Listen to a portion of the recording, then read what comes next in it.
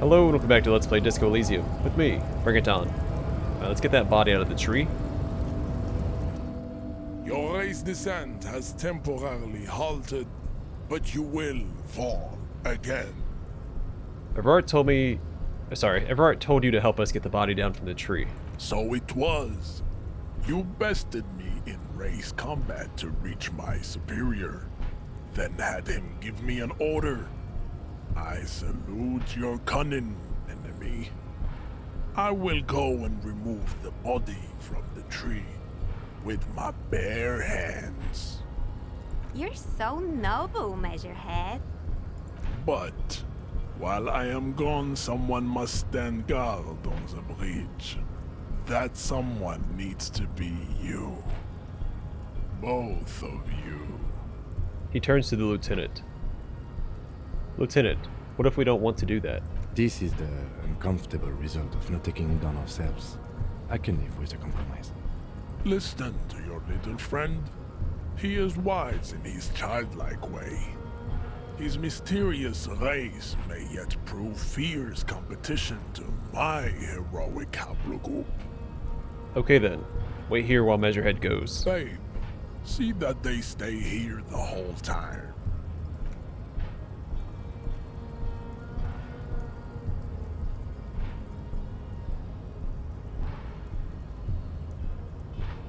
He just phased through the railing there. The woman's gaze follows Measurehead as he leaves. So, you guys are like cops or something? Apparently so. Cool. I like men with guns and power. I'm Katya, by the way. The woman twirls her hair. You hear that? That sound. He's breaking something. He's gonna tear on the tree, isn't he? Lieutenant looks toward the yard. Yeah, Jean-Luc must be really tearing it up over there. I wish I could see it. Yeah, I don't. I've seen enough of that dead body already. Look at you! RCM rent-a-cops! Guarding that bridge like Everett's lapdogs! Is this where it's at now? The RCM is for sale! A loud voice booms in from below. Spoken by a mercenary, pretending to be a worker. That's none of your business. A shrill laughter interrupts you, echoing across Martinez. It's Kuno. Then, the man turns to look behind him at the behemoth appearing around the corner, approaching him, walking past him.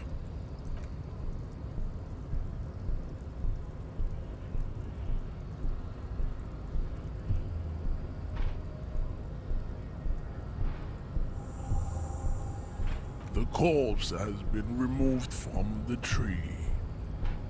Stand down and congratulate yourself. You have sided with Ray's victory today. He brushes wooden flakes off his hands. There's been no side choosing. We did what we had to keep order. And what you had to do was to become a Union man for all to see. He nods slowly. Yeah, I was a little concerned about that. Let's see if the scab leader has anything else to say about that. Then we'll go inspect the body that's finally out of the tree. Or the tree has crushed the body. Went native on the chief, huh? Those ballerina antics were reckless. Should have just punched him in the throat again. He nods in approval. Wrong. You did the right thing with Measurehead. The ballerina antics won you the fight. Let's talk about our right to work. He pauses, then abruptly changes the subject.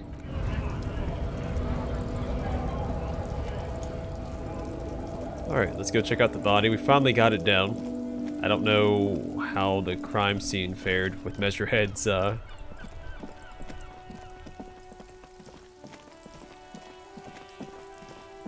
Nope, alright, he just got it down. Cool. He broke the branch, but... Alright, Kuno, anything to say about the body being down?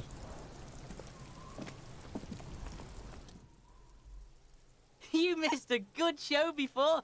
A kid came by and completely fucked the tree to pieces. He fucked the tree up! Fucked it good! It was porno! Yeah, stop using the K word. It belongs in the past. Can't tell Kuno what words to use? Fucking kipped.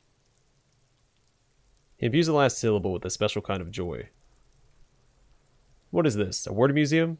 You want to belong to a museum, Kuno? With the old people? Fuck you. Kuno says kipped if he wants to. Kuno's dad says kipped all the time.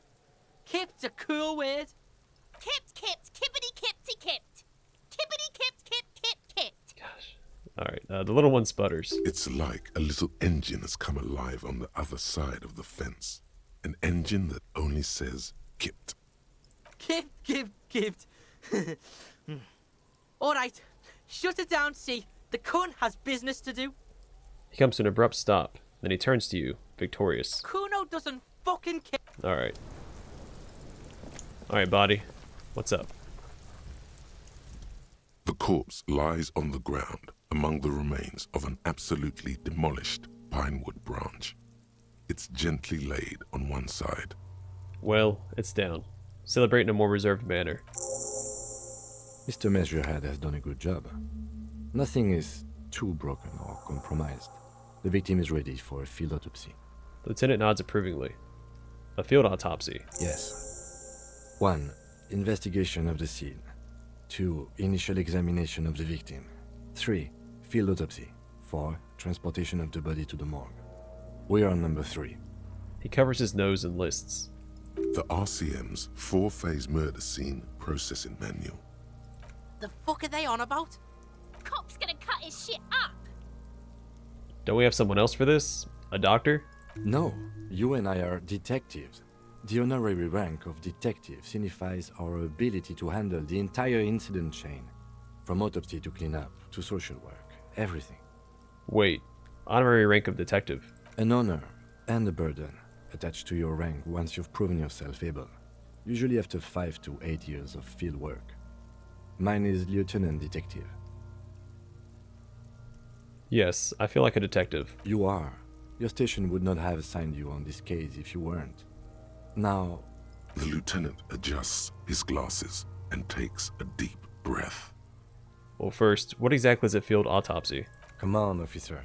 You know what a field autopsy is. You've done 100 of them. He pulls on a pair of latex gloves. What you do know is, at 18.9 kilometers, the dormant shield volcano, Corpus Mundi, is the world's highest summit, and the failure of the 38 single, Et puis descend, to crack the top 20 was the death knell of disco. But what a field autopsy is, you have no idea. Why don't you know? What use are you? You must have me confused with the Coppepedia. Who's the Coppepedia? I think I need to talk to him. You, sir, you are the Coppepedia. Alright, clap your gloved hands. Let's get in there. There truly is a time for everything, even for yellow gardening gloves. However, they are lacking hygienically. I suggest you get in there in limited capacity. He nods approvingly. Alright, I'll ask you when I need you to. For the most part, maybe I should handle the contact and you take notes? we just fill this in, right? Show him the red field autopsy form in your ledger. That's right. He nods. I open your ledger at the field autopsy form. The dead man stares in silence as you crack open the ledger. The bright red paper is covered in boxes and lists, describing the condition of his skin and organs in 3 parts. Above those, an 11-field info form needs filling out first. It begins with, 1 assistant. That's you. Right, Harry Dubois. the corpse is indifferent to your scribblings, just lies there. The next box says, 2, coroner's case number.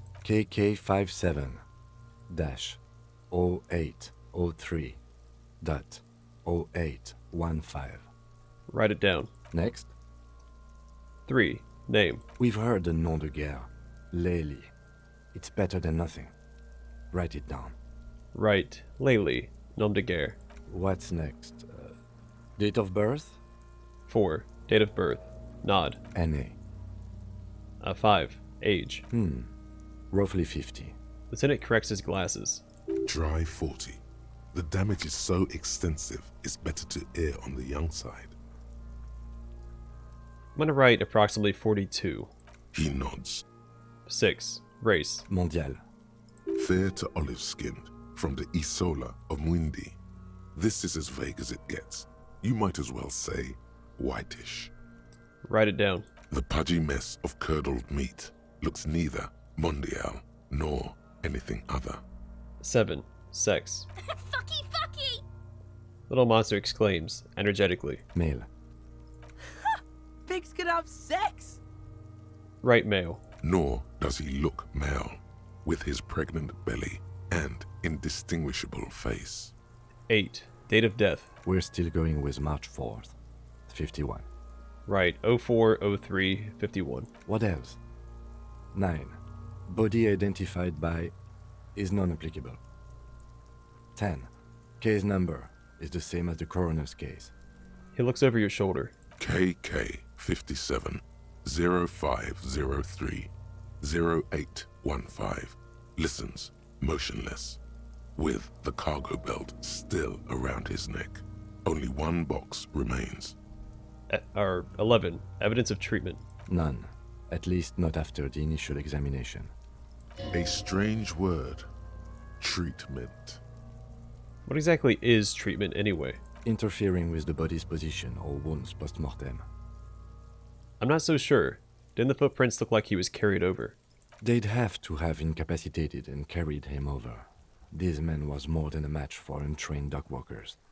He places his hand on the dead man's chest, as if in preparation. We should start the post-mortem. Turn the page. The corpse cannot feel Kim's hand on his chest. It no longer meaningfully interacts with its surroundings. A thicket of boxes and lists on red copier paper tries to answer why. Yeah, tell me something, dead man. Shoot, loony Rooney. Oh, Come same. back later, Coppo. Amuse yourself with my frank manners and my memento mori features. If possible. Also, see me in your dreams. Alright, 1. External examination, summary. Clothes. The deceased wears armored boots and white briefs. The make of the briefs is Babrodine, I think. Let's see.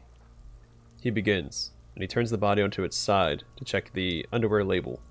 See, it's happening. Babrodine, yes. Inexpensive. Size M. Color white. The disappointment is palpable.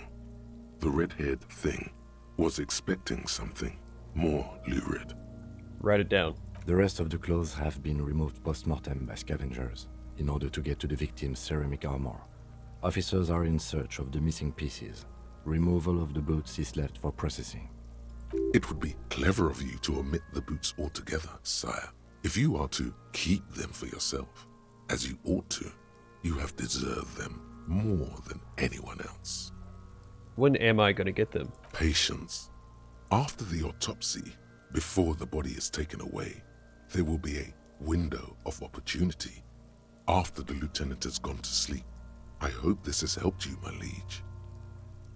I'm gonna write it down. I don't think I'm gonna steal his boots. The boot has a serial number. It's E50.100.100. The lines between the plates are in the shape of the alphanumerical. The number is purposefully concealed by the design. He twists the dead man's foot. Write it down. Tattoos. He stands up, feet planted on either side of the body. The upper torso is covered in a single, continuous tattoo, resembling a map of the night sky. It reaches from the right shoulder to the heart. The ink is blue and white. The assistant has a color photograph of the markings, to be added to the case files as document A1. The photo is taken on the scene, using a Trigat Mini. Write it down. The deceased has a belt for airlifting cargo around his neck, tied with a hangman's knot. Color yellow. Length 3 meters. There is a buckle on the other end. Write it down. Well nourished, athletically built, measuring 1.8 meters. Generally consistent with age 42. Preservation is good. Ambient temperature below freezing. He produces a measuring tape. I write it down. Body hair is light brown. Distribution is consistent with age. The deceased had male pattern baldness. Hair is combed back, short. He kneels in to get a better look. Should I touch the corpse's hair before moving on? The hair under your latex fingers feels cold to touch, wet. I don't think that I should do this. It's kind of gross.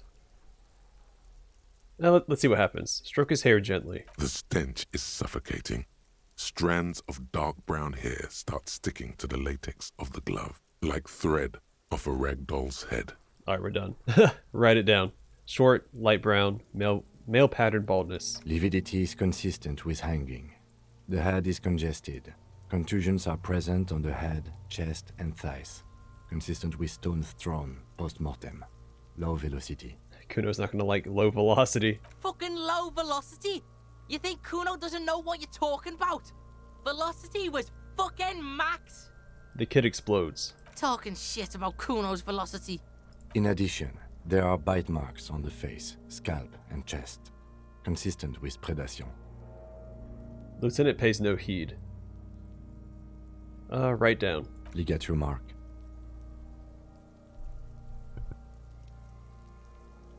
Oh, that's on me. The lieutenant produces a small folding knife. With the other hand pulling on the belt, he starts cutting into the polyester. The stench is horrid. After a while, it's obvious the material cannot be cut. The steel wiring. There's too much of it.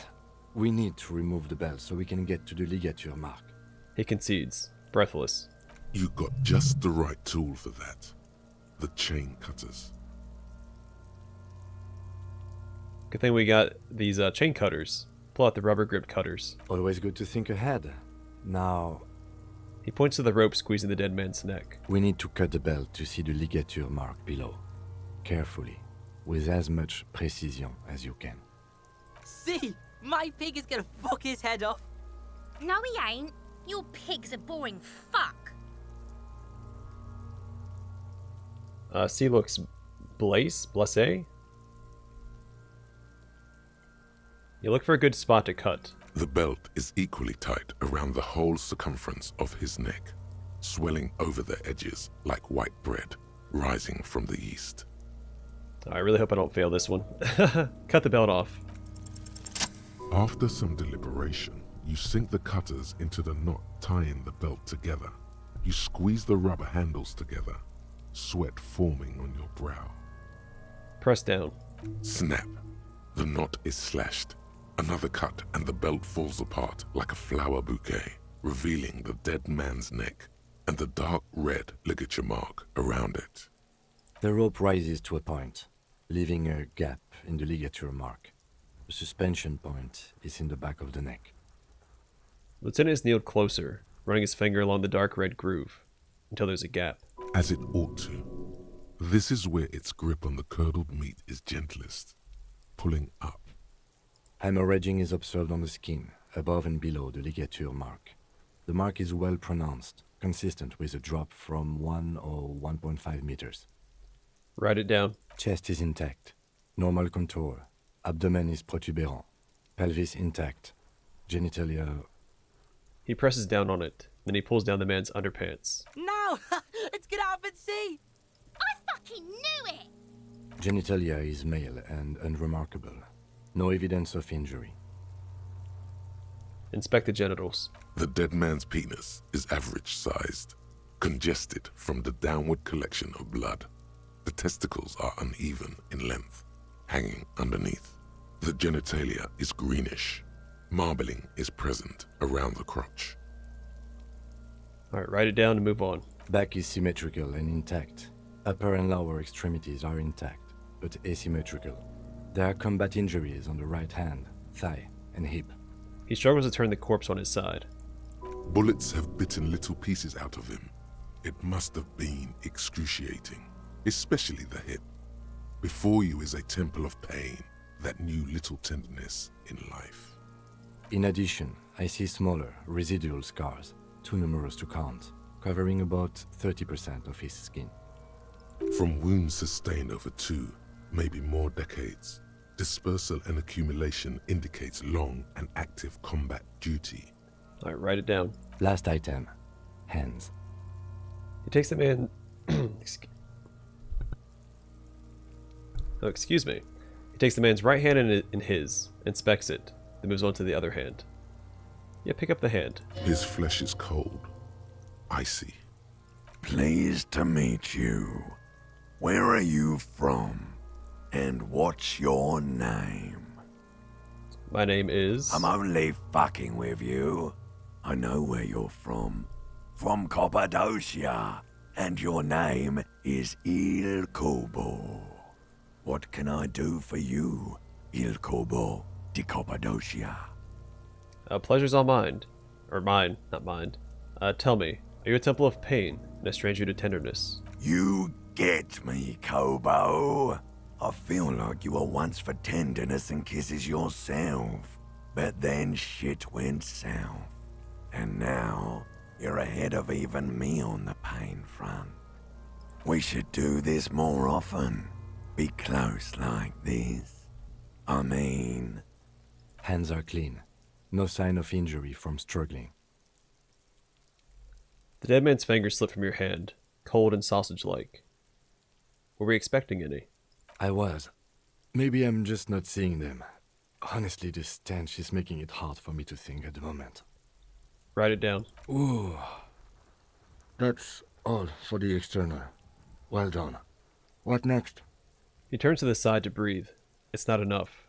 He buries his hand in the sleeve of his jacket. You hear a muffled voice. 2. Internal examination. Summary. Central nervous system. I have nothing. Do you have anything on this man's central nervous system? He says, and then concludes abruptly. Of course, there is a moral to be drawn from it. A moral to this story. Nope. Right. NA. Musculoskeletal. Purge fluid is coming from the mouth. Not injury related. Eyes and tongue protuberant. Hyoid bone. Let's see. He gets close to the swollen mouth hole, eyes squinting from the fumes. With his eyes almost closed, the lieutenant puts his hand on the dead man's throat and begins to massage it, gently. A rotting smell erupts from the mouth. Purge fluid runs down his lips, black and viscous. You hear cracks as the lieutenant moves his sharp fingers inside the flesh, like the creaking of an old house at night. Yeah, jack that fucker off! The hyoid bone is fractured. The rest of the musculoskeletal system is intact. Unremarkable. He says after a while. Write it down. Respiratory system. Back hunched as if in prayer, he begins to pry open the dead man's jaws. He stops to exert more force. Both hands are used. Oral cavity shows no lesions. The victim has received dental implants, possibly after a combat wound. Mouth swollen. Hemorrhaging present in mucosa of the lips and mouth. From here, it looks as though the clown-faced man is screaming. The tendons of his jaw are torn apart. Hyoid ripped from the force of the lieutenant's hands. Look inside of the dead man's mouth. No scream, no sigh of relief rises from the darkness inside. It's humid there. Sickly sweet air, unlike anything living. You feel like you're about to throw up again, straight in that mouth of his. No, you don't. You can keep it in. You can keep anything in. Look deeper inside. You manage to suppress the contractions trying to enter your stomach. All it takes is concentration. Through it, you see nothing but darkness. More meat and darkness. There are ancient mysteries down there, Kobo. Ask me later. Hemorrhaging present in mucus. Lieutenant repeats impatiently. He lets go of the jaws. The mouth snaps shut before you. Write it down. Hepatobiliary. NA. He wipes his brow. Why? Don't we have anything? Are you a hepatobiliary expert? He looks at the corpse's stomach with a mixture of tiredness and disgust. I don't think so. Neither am I. And that's it? That's it. Right, NA. Same for toxicology and serology. NA.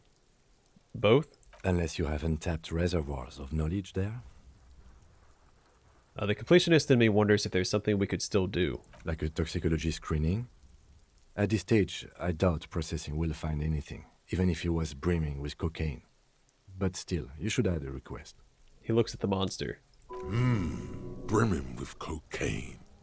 Right, NA, and add toxicology requested. Cardiovascular. The body exhibits heavy lividity. Blood has gathered in the hands, feet, and neck. Hypostasis is visually consistent with the hanging. Write it down. Gastrointestinal. He breathes a sigh of approaching relief.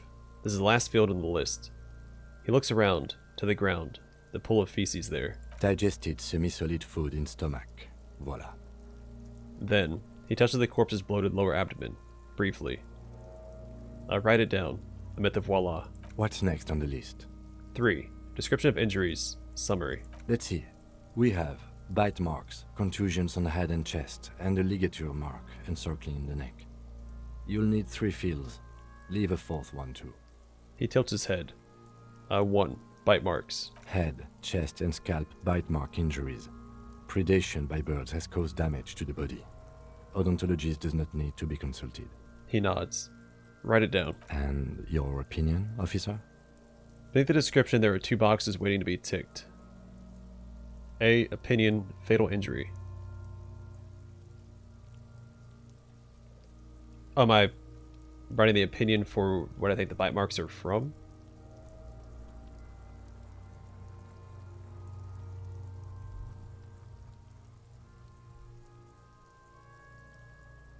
Yeah, I guess B. Non-fatal post-mortem. Agreed. Next injury? 2. Contusions. So, the scalp bleeds from a post-mortem head injury, a stone. The injury does not have the rim of an early inflammatory response. The perpetrator on the scene has confessed to causing it post-mortem. At maximum velocity, fucko! Has confessed to causing it at maximum velocity. Write it down. Coagulated blood sticks to his scalp and chest, where the countless stones have hit the dead man. Beneath, the description of injury. 2 boxes. B. Non-fatal post-mortem. Right. Next. 3. Ligature mark. Yeah, what's the field? What's the 4th injury field for? Nothing. Just in case.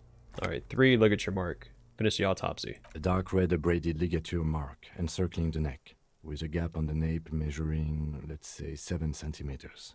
The hyoid bone is fractured, the cervical column intact. I see hemorrhaging on the skin, above and below the ligature mark. Depth of the mark, 1 centimeter. No signs of clawing on the neck. Write it down. Below the note, 2 customary boxes wait to be ticked. The man's head jerks to the side. The ring around his neck is visible. A. Opinion. Fatal injury. That's it. We have established cause of death. It's not much, and it leaves much to be questioned. But it's a start. He cracks an uneasy smile. Let's wrap this up. I pronounce this field autopsy over. He produces a small black plastic roll from his jacket. A body bag. Well, first, how did it go? Well, we established probable cause of death. Some would say that's the goal of an autopsy. We also requested a toxicological screening. That was thorough. The results should arrive in a couple of weeks, if we are lucky. I will not hold my breath. What else? We were thorough with the list of injuries, too. We described them all in detail. What is there to say? Given the circumstances, it was a professional field autopsy.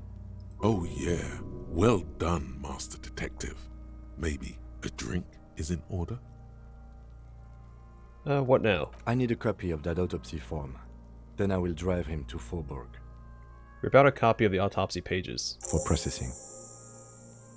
He looks at the dead man one more time, at the slip of red paper in his hand, then at the corpse again.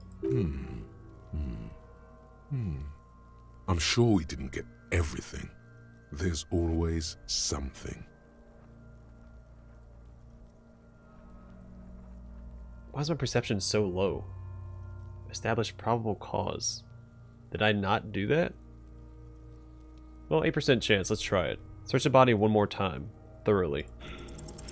You run your hands over the victim's cold body, his limbs, his torso with its swollen organs. Maybe you should be more thorough. Look in his pants again. The genitals in his breeches continue to be unnoteworthy. You see the penis of a dead man. If you've seen it once, you've already got the picture. Can't get enough of that dick. Do you think we missed something?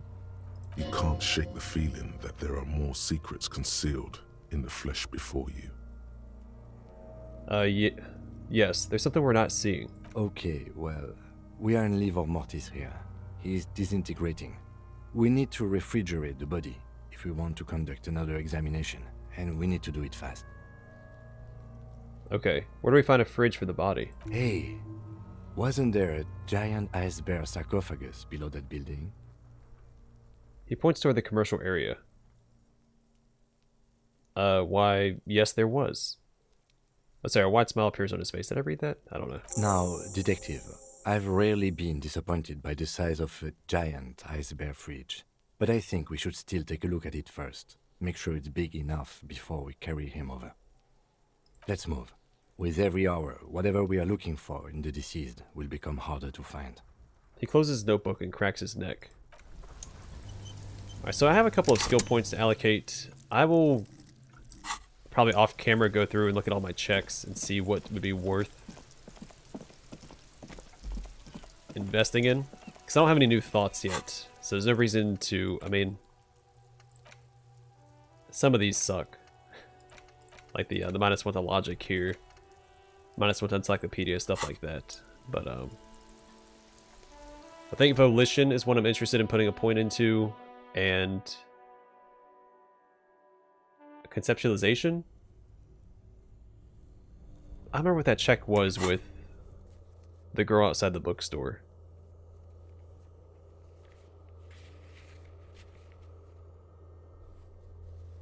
Yeah, this one here. Yeah, we have 3 conceptualization checks, 2 volition checks, 4 conceptualization checks. Yeah, so I think conceptualization is probably going to be the most rewarding to invest in because we have so many checks for it. Also, someone brought up, I don't think I did check this on the second day. I have to see if it had thawed This out. orange machine is dead still. You slip your fingers under the frozen lid, but the ice, if you want to try again. Alright, we looked at all that before. Let's do this. This orange machine is dead still. It has a hand-cranked ice cream churner. Yeah, still just a 3% chance.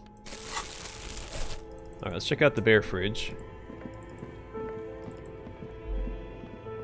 Have to plug it back in. The bear's eyes are dead and empty. Ice inside the fridge slowly melting. The power has been cut off. So what do you think of this fridge, Kim? It looks big enough for 2 corpses. It's certainly an eccentric choice, but it's more than big enough and cold enough. Honestly, it's perfect. All we have to do is plug the fridge back in. Alright, well I can do that.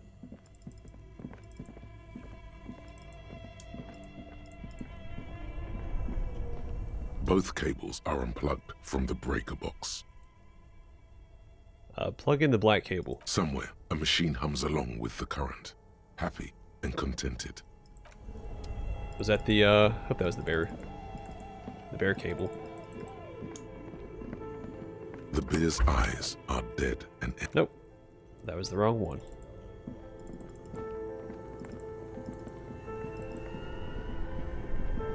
Only the black cable is plugged into the breaker box, while the red one lies neglected on the floor.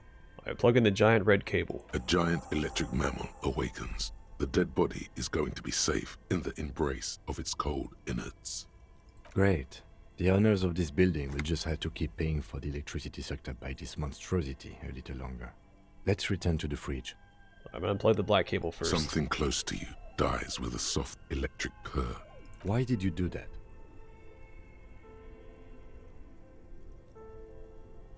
The lieutenant.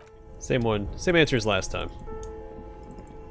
Because I want to get inside this bad boy at some point. The bear's eyes are still glowing red, watching over all the ice cream wrappers hidden inside its belly. The fridge is plugged in now. Will you help me with the body, Kim? Of course. I'll take the head, you take the feet. It's not going to be the easiest thing in the world, but we'll manage. The 2 of you. Easily. Okay, let's do this. Clap your hands. The body is heavier than you expected, and stinkier. It takes half an hour to get it down to the basement, then 10 more minutes to stuff it into the fridge. The lieutenant takes a step back to admire your handiwork. Beautiful. A dead body in a nice bare fridge. This is some of the best police work I've ever done. He says, wiping his hands on his handkerchief. Or in his handkerchief. You've definitely earned a drink after this. Perhaps even some pagan rites. Really? You think it's good work? No, not really. Look at that. What have we done? We stuffed a dead body in a nice bare fridge.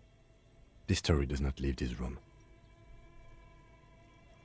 Yeah, we did our best with the means at our disposal. Did we though? Okay, maybe we did. At least we've stopped the body from decomposing further. Now you can conduct another inspection under controlled circumstances. Inside the icy realm of the ice bear fridge, the corpse stands slumped, waiting.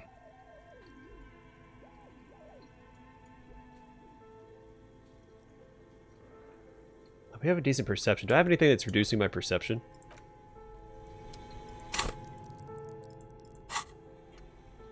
+2.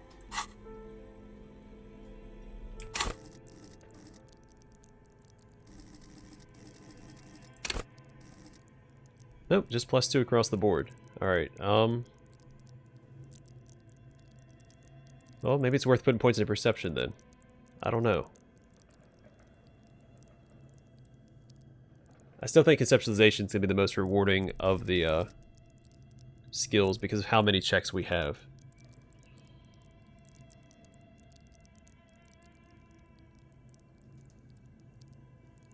I don't know. I'll think about it off camera. I'm going to call the episode here. I don't really want to just leave the body here. I want to bag it up and get it out of here as soon as possible. So I might just try for the 28% next episode. Hope for the best, and if we don't get it, we'll just send it away. And if we do, then great. Because I want to put the skill points into conceptualization, 1 point into conceptualization. Try all those checks. If I fail them again, I have another point to spare. I'll just take it slow and methodical. Either way, thanks for watching. I'll see you guys in the next one.